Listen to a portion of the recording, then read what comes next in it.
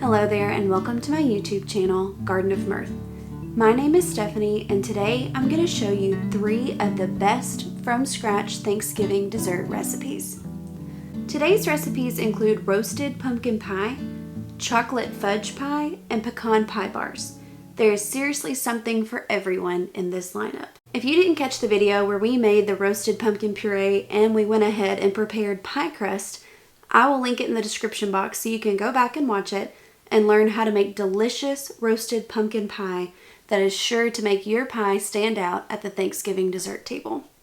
I will be using the roasted pumpkin puree that we made together last week, but you can use canned pumpkin puree as well. The first thing that I'm going to do with my roasted pumpkin puree is put it in a fine mesh strainer over a bowl to collect any liquid. I like to do that step just to make sure that my pumpkin pie is not watery. I'm going to add in 1 can of evaporated milk, a half a teaspoon of salt, 2 eggs well beaten,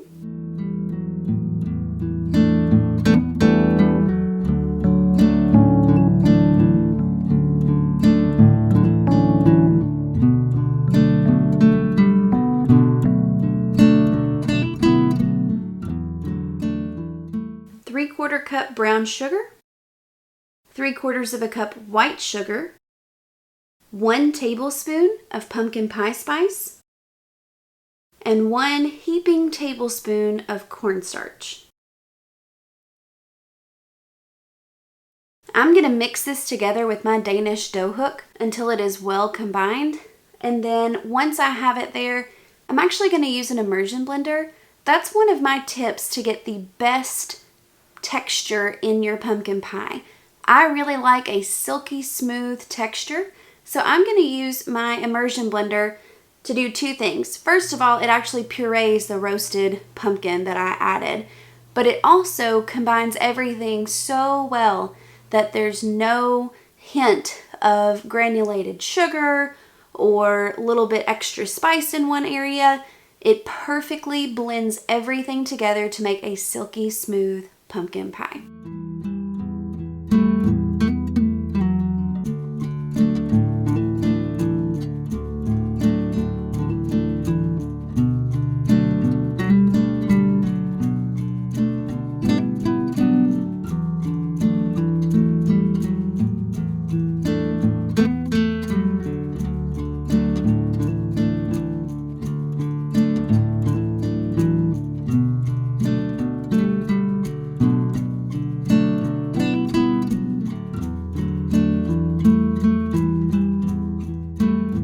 I'm happy with the consistency. I'm going to pour this into my pie shell. I rolled out one of the pie crusts that we made together last week and placed it in my pie dish. You do want to use a deep pie dish because this makes quite a bit of filling. So I'm going to pour that in, and then I am going to bake my pie at 350 degrees for about an hour or until the middle is set. I start checking mine around the 50-minute mark, but it usually takes right at an hour.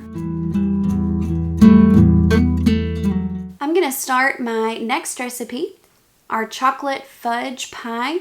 This is totally different than a pudding chocolate pie with meringue. This is one of my family's favorite pies. My Nana made this my entire life, and so now I like to bring this to Thanksgiving. This is a chocolate fudge pie. It is like the perfect fudgy brownie texture on the inside, wrapped with flaky pie crust. It is a match made in heaven, and I know you're going to love it. The best part about it is it's extremely simple to make, especially if you prepared with me and made pie crust already. All you have to do is roll out your pie crust, mix together your filling, dump it in the pie crust, and bake it, and you are done. This is why I love preparing for the holidays ahead of time, because it makes actual holiday cooking a breeze. So I have my pie crust here that I'm rolling out to fit in my pie dish. I am using a pie dish with a scalloped edge. I do this on purpose because it makes me look like a better pie maker than I am. I am not good at making fancy pie crust. So I use that scalloped edge and just fold under my pie dough to try to match that scalloped edge. It gives me a decorative finish and I didn't have to work very hard for it. So that is one tip that I have, is find a scalloped pie dish because it makes you look like a much better pie maker than you are.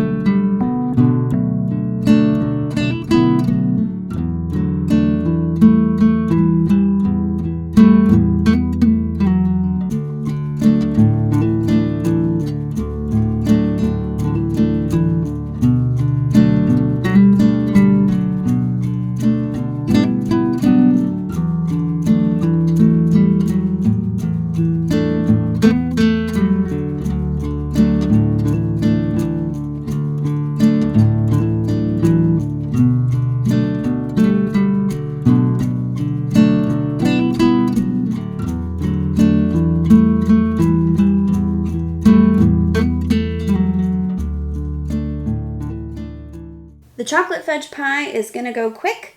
Like I said, it is a super simple recipe. You are going to start by creaming together 1 stick of butter and 1 cup of sugar. So I'm putting this in my KitchenAid.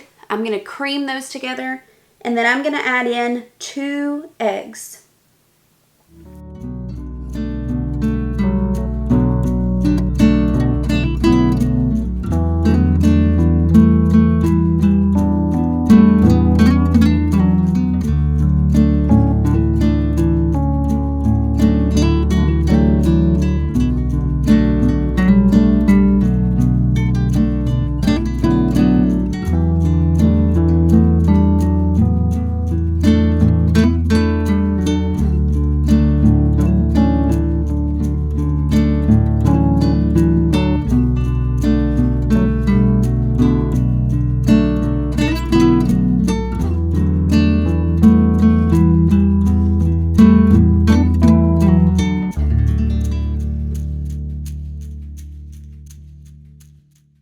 Once I have my butter, sugar, and eggs mixed together well, I'm going to add in a 1/4 cup of all-purpose flour and a 1/4 cup of cocoa powder.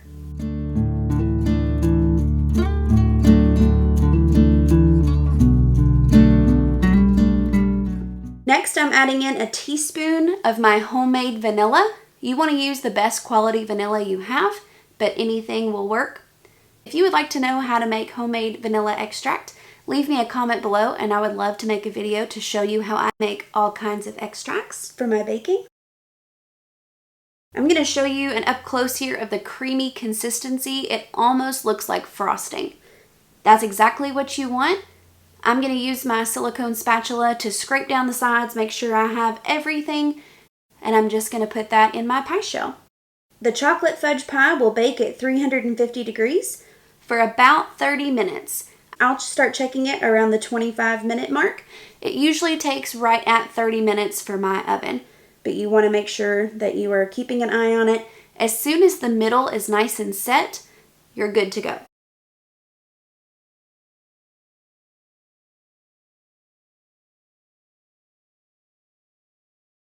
Fair warning, this pie does tend to crack just a little bit, and that's totally okay. Once your family takes a bite of it, especially warm with a little dollop of ice cream on it, they won't care what it looks like. But don't feel like a failure if you do see a small ripple or a small crack around the side. That's just par for the course for this pie, but its flavor more than makes up for it. Our pie is ready to go in the oven. This can be served by itself, which we do a lot, but it's also very nice with a little dollop of vanilla ice cream on top. The last recipe that I'm going to make for you today are pecan pie bars. This is a perfect marriage between a pecan pie and a shortbread crust. So this does not use your typical pie crust like a pecan pie would, which is fantastic for any of your dinner guests who may not be a fan of pies.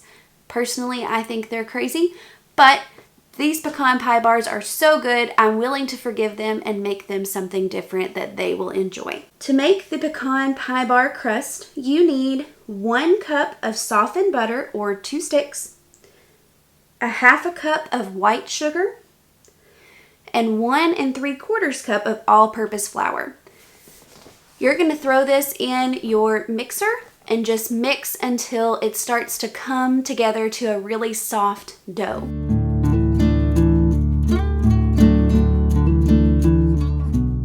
This recipe is incredibly simple. The only part of this that's even slightly labor intensive is pressing the crust into the 9x13. Honestly, I just use my hands. Once that dough comes together to a soft dough, you're going to take it out of your mixer, put it in a greased 9x13, and just use clean hands to press the crust into the 9x13 just so that it is even all the way across the bottom.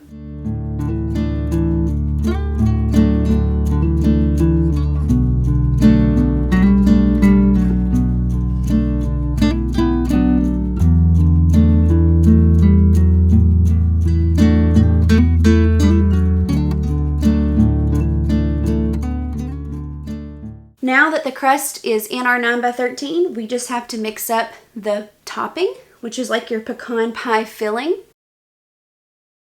We're going to mix together 1/3 cup of butter, softened, a half cup of brown sugar, 1 cup of honey, 3 eggs, 1 1/4 teaspoons vanilla extract, 1/4 teaspoon of salt, and 1 cup of pecans coarsely chopped.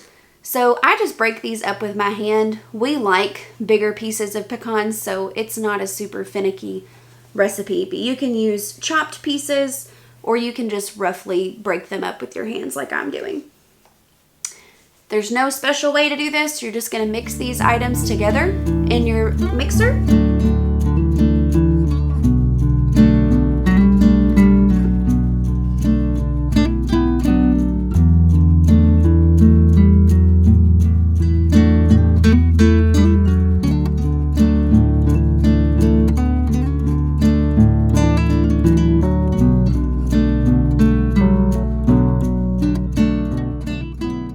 As soon as they're well combined, you're going to take your pecan pie mixture and pour that on top of your crust.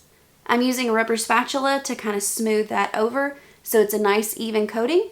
And now it's ready to go to the oven. So less than 10 minutes to put this dessert together and you're ready for the oven. The pecan pie bars are going to bake at 350 degrees for 40 to 50 minutes or until the filling is set. So for my oven, about 40 minutes was perfect. You're just looking for the top to set. It should look a lot like pecan pie does on top. And that's it for today's video. These 3 recipes are sure to be a hit at your Thanksgiving. I hope that you have a wonderful Thanksgiving with your family and loved ones. If you enjoy content like this, I hope you'll consider subscribing to our channel and liking our videos. Share it with your friends and family. That helps us a ton. Until next time, you can follow along with us at gardenofmirth.com or Instagram at gardenofmirth. Until next time, see you friends.